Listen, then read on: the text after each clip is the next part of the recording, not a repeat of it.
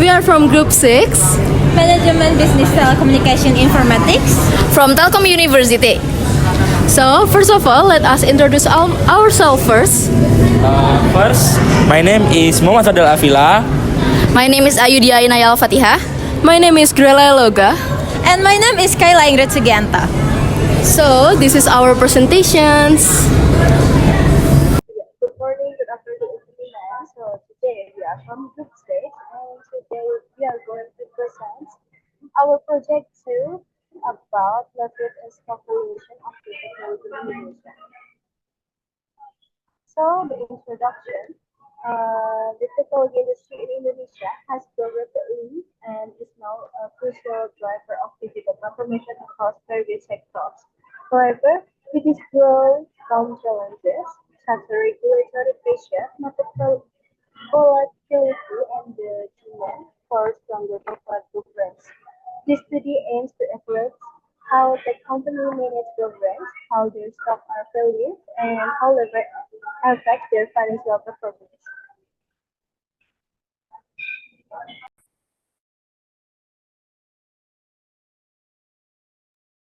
There is problem statement divided by three main parts. The first one is how is the management profile and corporate governance of technology companies in Indonesia. The second is how is the stock valuation of these companies based on PER, PBV, and PCF ratios. And the last one is what are the levels of operating, financial, and combined leverage and their impact on financial performance. Next.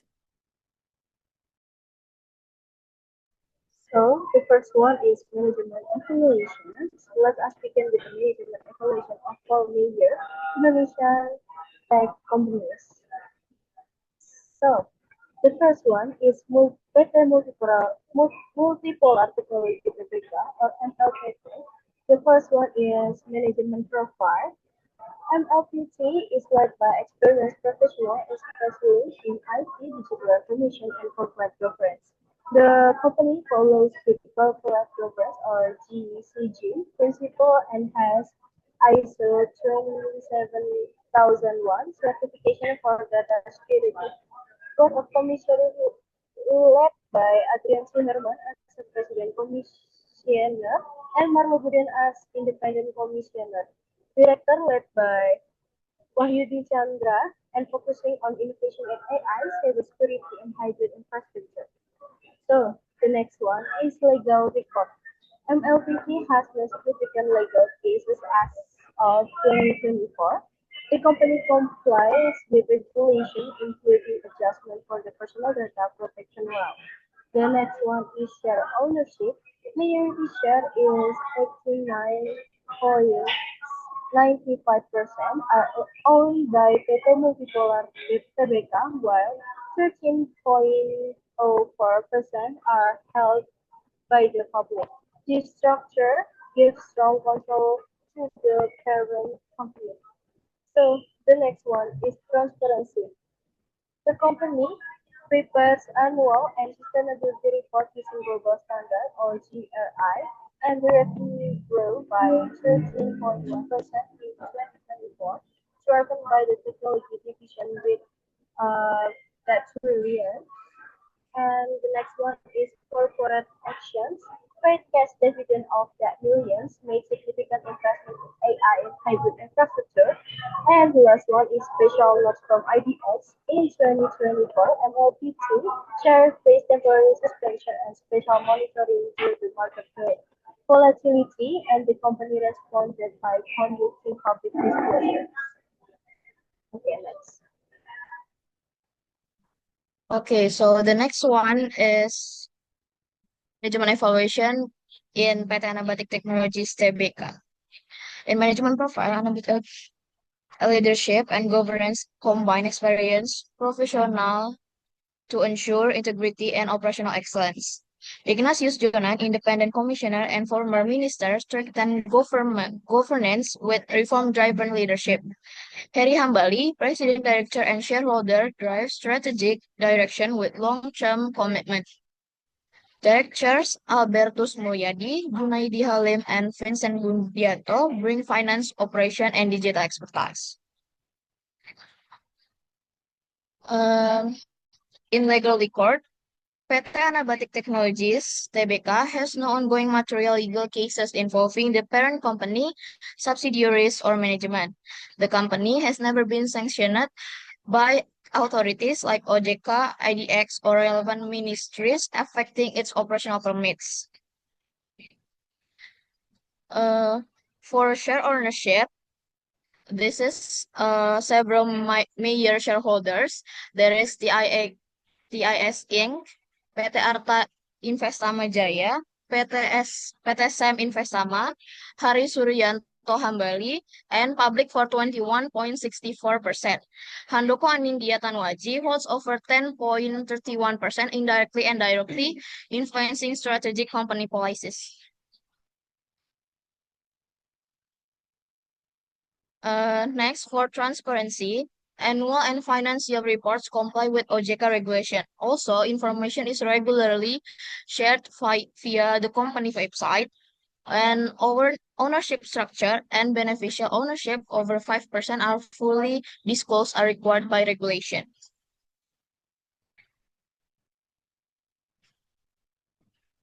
Okay. In corporate actions, in 2024, no corporate actions affected share structure or authorized capital. No stock splits, reverse stock splits, stock dividends, bonus share, nominal value change, right issues, or convertible securities issued. And for special notes from IDX, as of the end of 2024, Ethic shares have no special notation from the Indonesia Stock Exchange or IDX. Next.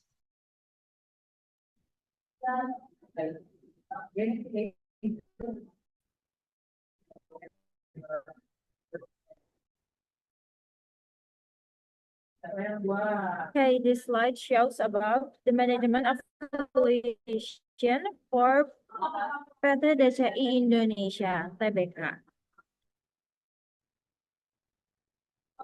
In management profile, the management of PT DCI Indonesia (Tbk) consists of highly skilled professionals in IT, digital transformation, and corporate governance, strengthening its position as a leading data center provider in Southeast Asia.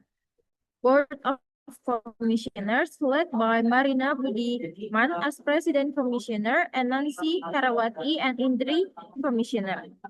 Directors, Otto Toto Sugiri is a visionary leader who has driven the company's success in Tier 5 data centers. In legal record, DCII has no significant legal cases as of 2024. The company complies with OJK Regulation number 11/2022 on IT risk management, strengthens trust with inventors and strategic partner. Okay, for share ownership, the ownership structure reflects concentration among key individuals with strategic roles, ensuring strong control. Executive shareholders provide integrated leadership with over 22% public ownership. The company also ensures inclusivity and transparency for public investors. Okay, next.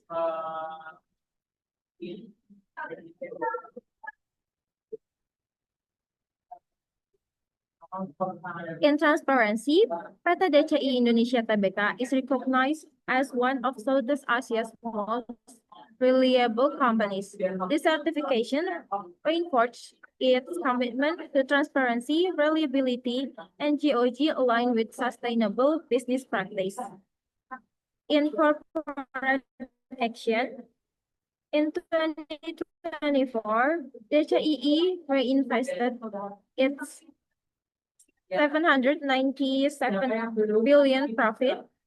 The company strengthened its market leadership with a 38.8% revenue increase. Next.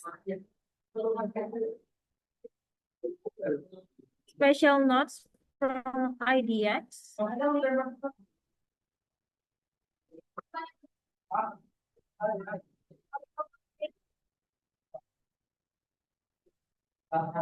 In 2024, PT DCI Indonesia Tbk stock remains stable with no trading suspensions or special monitoring.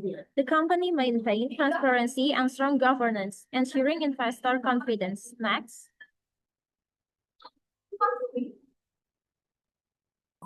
Okay, so the next is PT Bukalapak.com Tbk or Buka. The management profile. Bukalapak was founded on 10 January 2010 by Ahmad Zaki and his team as a part of Sweet Media and officially became PT Bukalapak.com in 2011. Since 2012, with support from investor, Bukalapak has expanded into financial service, logistic, and digital sector. On July 27 and 2021, Bukalapak went public with an IPO worth in 1.5 billion US dollar on Indonesian Stock Exchange, becoming the first tech unicorn in Southeast Asia to be listed. Current board of director, Wilix Halim as CEO, Natalia Firmansyah CFO, Victor Lesmana, Teddy Utomo, and Howard Gani. Legal record. List dispute ongoing case with PT Harmas Jales Veva over cancelled list of one Bill Park Mall since 2017. The case 6.4 billion rupiah down payment. Regulatory compliance. Fully compliant with Indonesian law, IDX, and capital market regulation. Risk management, legal team monitor, contract and manage legal risk, financial impact, potential liabilities record per accounting standard, transparency, legal update, regularly disclose to public and authorities. Share ownership, capital and structure. As of December 31, 2024, total share is 103 billion. Nominal value is 15 per share. Controlling stakeholder as of December 31, 2023, founder NK shareholder is 75% ownership. Public in and institutional investor is 25%. Transparency. Audit 2024 financial report with unqualified opinion, disclose material event via IDX, clear response to market rumor, compliance with OJK or IDX, strong commitment to transparency and governance. Corporate action, focus on 4 core segment, mitra, gaming, retail, and investment. Capital injection is 956.65 billion into cash subsidies Q1 and 2025 profit 112 billion, revenue up to 37%, improve efficiency and final performance. Discover via IDX and investor site. Special note from IDX. No special notation for IDX. Full compliance with OJK and IDX. Audit financial with unqualified opinions despite net loss. Bukalapak. Maintenance, transparent reporting, and good governance. Next.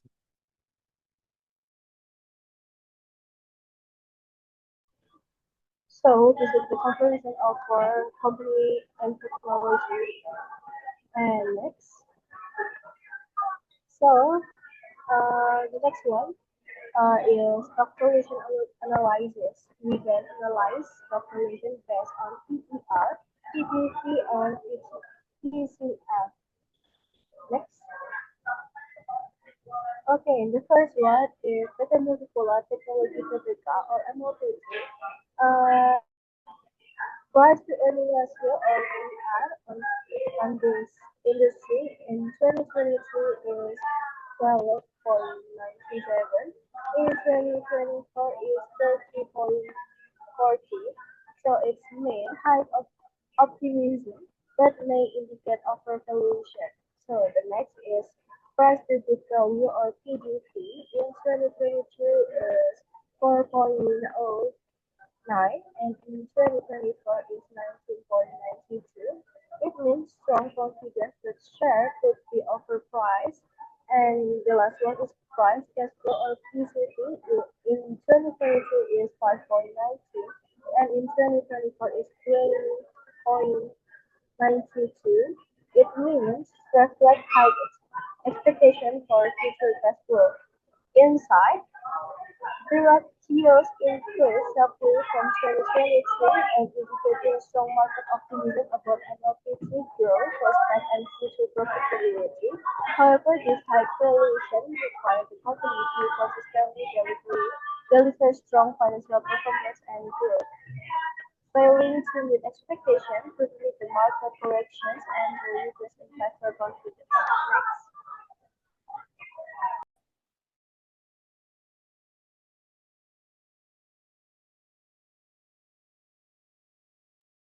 So next in PT Anabatic Technologies Tbk, PER in 2023 is 3.90. In 2024, it's 4.99.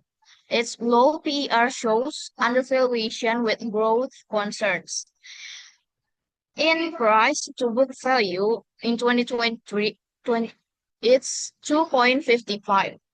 In 2024, it's 1.70. So PBV dropped, signaling cautious optimism. In price cash flow in 2023 is minus 1.72. In 2024 is 1.14. PCF turned positive, signaling improved cash flow. The insight is between 2023 and 2024, ATIX shows low PER, PBV, and PCF ratios, suggesting undervaluation and attractive opportunities for long-term investors. Despite this, the market remains cautious about growth prospects. Positive trends across these ratios indicate growing investor confidence and move toward fairer valuation.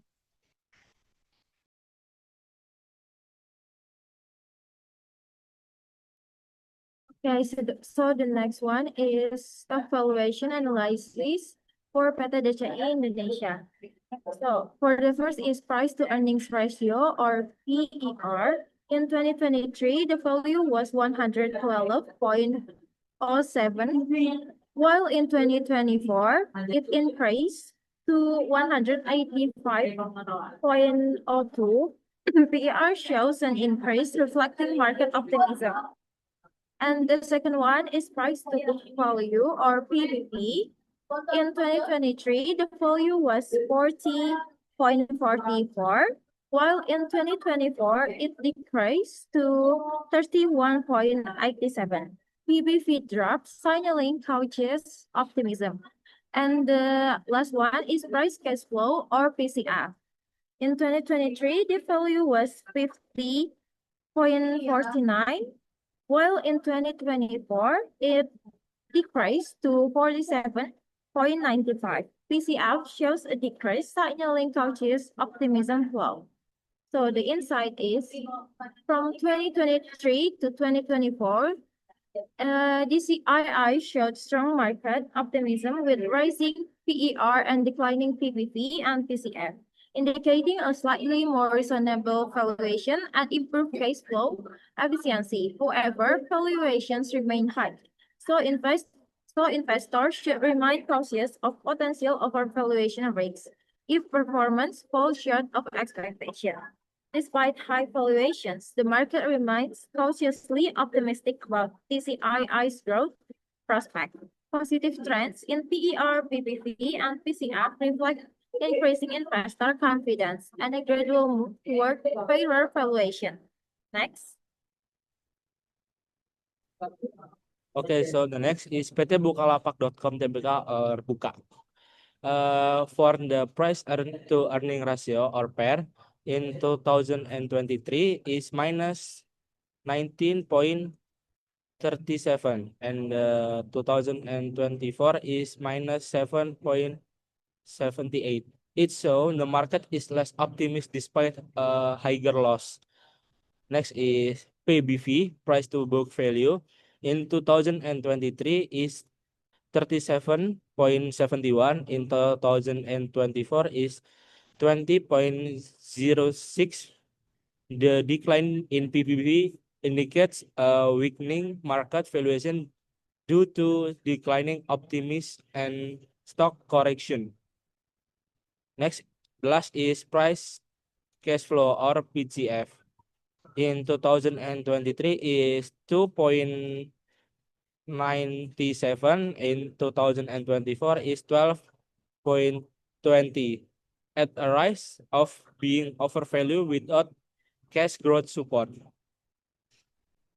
The insight is from 2023 to 2024, the stock valuation of PT Bukalapak.com Tbk or Buka show improvement with decreasing loss and increasing revenue, but the company still recorded a net loss, so that the pair remained negative. However, PBV and PCF increased, reflecting higher market confidence in Bukalapak prospect. This show that even though fundamentally has not fully recovered, Bukalapak performance direction is starting to show a more positive trend. Next. So this is the comparison of our technology in stock valuation analysis.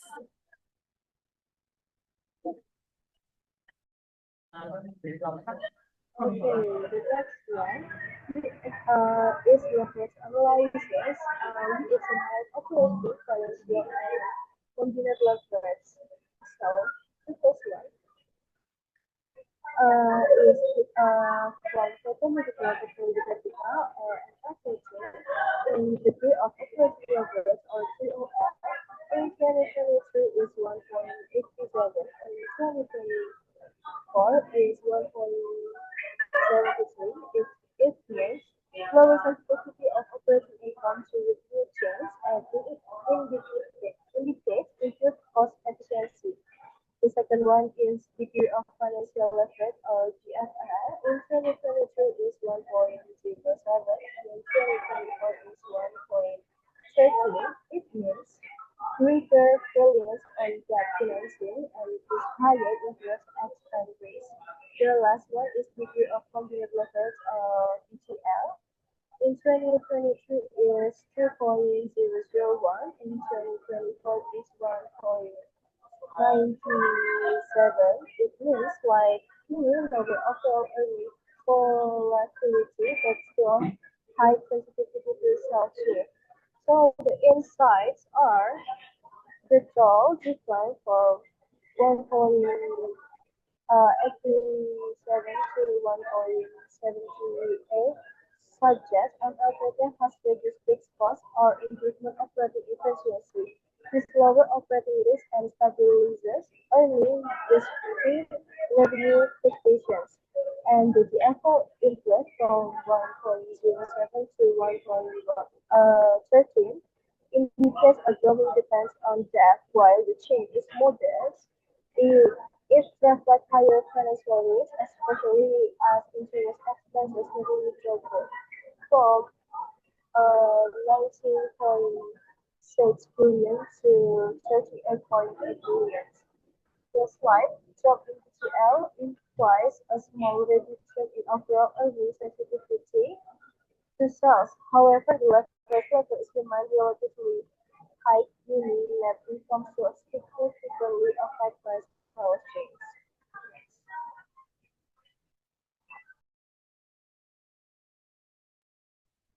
Okay, next in PT Anabatic Technologies Tbk, degree of operating leverage or DOL in 2023 is 2.28. In 2024 is 1.99. The lower DOL shows improved operational efficiency and reduced sensitivity to sales fluctuations. Next, in degree of financial leverage or DFL in 2023 is 1.46 and in 2024 is 1.28. The lower DFL indicates decreased reliance on debt and reduce the financial risk. Plus, there is degree of combined leverage or DCL. In 2023 is 3.33. In 2024 is 2.56. The lower DCL reflects greater overall stability and resilience to revenue change. And the insight is this indicates that ATIC has become more efficient and conservative in managing its operations and finance. Lower DOL suggests reduced fixed costs and less sensitivity to sales fluctuations. The drop in DFL shows decreased reliance on debt, lowering financial risk. The decline in DCL reflects greater overall stability, with profits less affected by sales changes. Overall, ATIC is adopting a more cautious strategy, focusing on long-term stability and reduced risk. Okay, so the next slide is leverage analysis in PT DCI Indonesia Tbk. Okay, so the first one is degree of operating leverage or DOL. In 2023, the value was 1.14, while in 2024, it decreased to 1.11. DOL decreased slightly, which means less risks, but also less profit growth from sales increase. Okay, so the next is degree of financial leverage or DFL. In 2023, the value was 1.01, while in 2024, it increased to 1.03. DCI is higher, DFL suggests increased debt and interest costs, raising profit potential but also financial risk. So the last one is degree of combined leverage or DCL. In 2023, the value was 1.16, while in 2024, it decreased to 1.15. DCL decrease shows balanced leverage supporting stable growth with less risks. Okay, so the insight is DCII's degree of operating leverage or DOL slightly decreased from 1.14 in 2023 to 1.11 in 2024, indicating the company has reduced its reliance on fixed costs, making it more flexible in responding to sales changes. This lowers operational risk, but also limits potential profit growth from increased sales. DCII's DFL from 1.01 to 1.03, slightly higher debt and interest costs that increase profit potential, but also financial risk, requiring careful debt management.